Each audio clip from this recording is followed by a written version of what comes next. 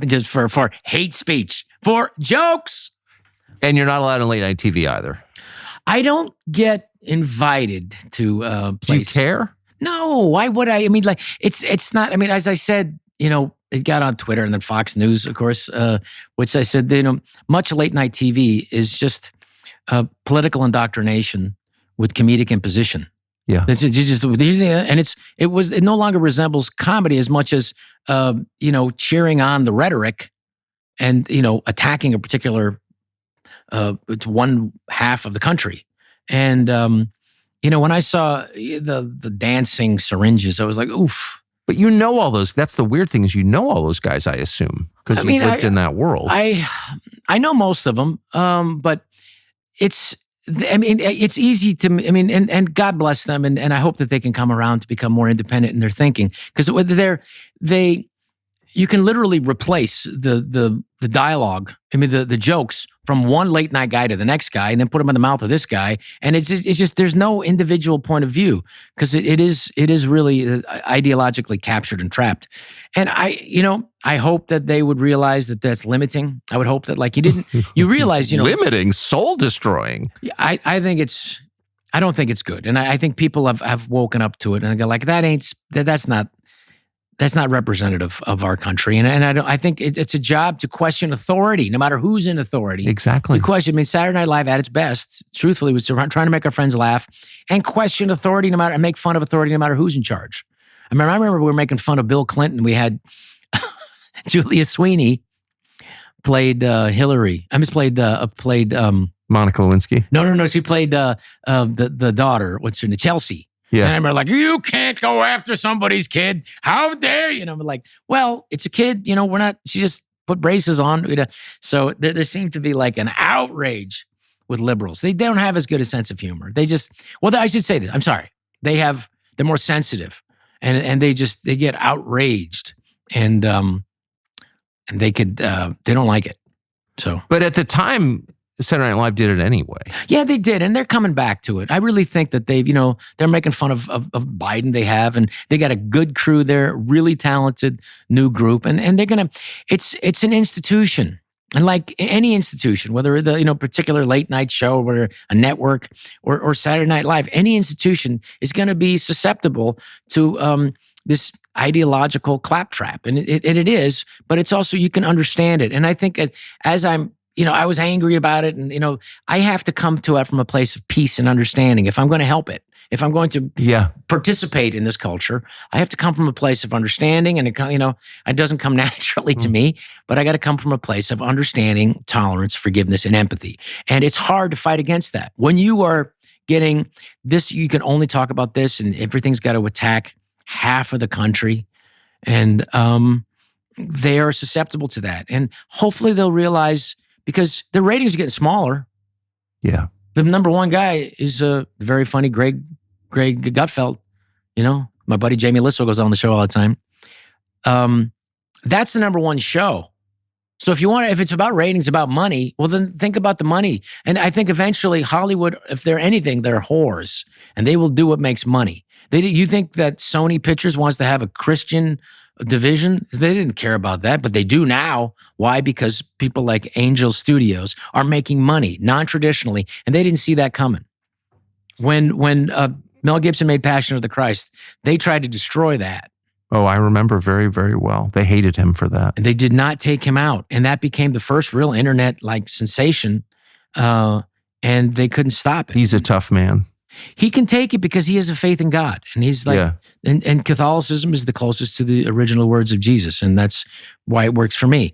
And I there's a film that I want to make called about the Shroud of Turin, and the Shroud of Turin is the burial cloth of Jesus of Nazareth. It is, and the fact that the Stirp scientists tested it in the wrong place and didn't quantify that there is these French nuns who were trying to repair in the 16th century their Lord's burial cloth, and that they would do this French thing called this French weave called an invisible weave, and that altered the findings of the of the testing of the carbon dating. Yeah. And so there's this beautiful movie that we want to make, and I'm going to make that. And it's just expensive to make movies, and obviously, I don't find myself in the good graces of Hollywood right now.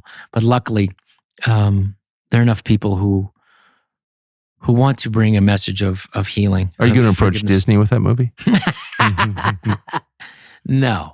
You don't think Disney's going to come around anytime soon? What's so funny is that, like, when I got the Disney Channel, my ego was like, maybe they have the on the Disney Channel to have the hot chick, and they would never make that movie now. And I started turning, and they didn't have it on there, but it's on Amazon Prime, baby.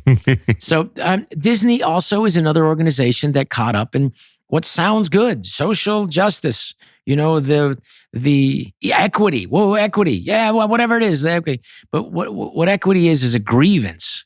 It's people like, I want this, and the idea that somehow we're going to get the same outcomes and that they're guaranteed. It was like the, Kamala Harris's dog whistle now is this equity thing. And if we don't have, as Thomas Sowell says, if we don't have the same outcomes in the same family, how are we going to have that in society? We have to have a meritocracy. We have to have the best people, and we have to have some sanity. So, but Disney, no, they're not going to make that movie. And I hope that they do well. It's a company that I worked for many, many years ago. It's a best brand in show business.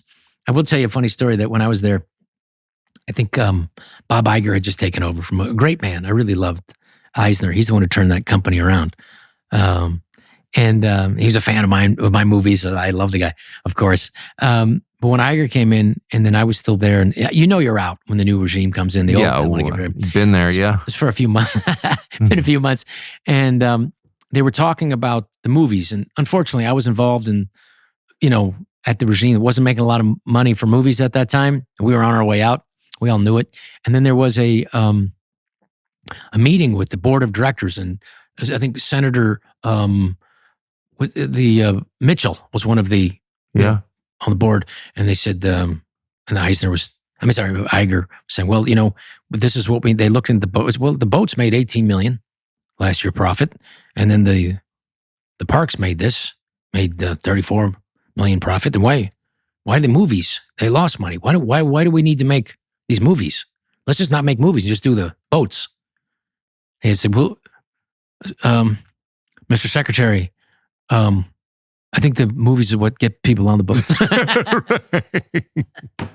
So U.S. senators aren't the best judges of surprisingly, business. aren't the best judges of what movies should be made for children and their families.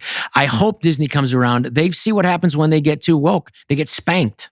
Yeah, they get spanked, and they that's a company that I got to root for, and I got to hope that they right the ship. And money has a strange way. That's the thing about America. People come from all over, in America, whatever their belief system. America has a wonderful seductiveness about working your butt off. You get successful, making money, and so we've had a wonderful check and balance here. Usually, with what makes the most money, let's keep doing that. Yes.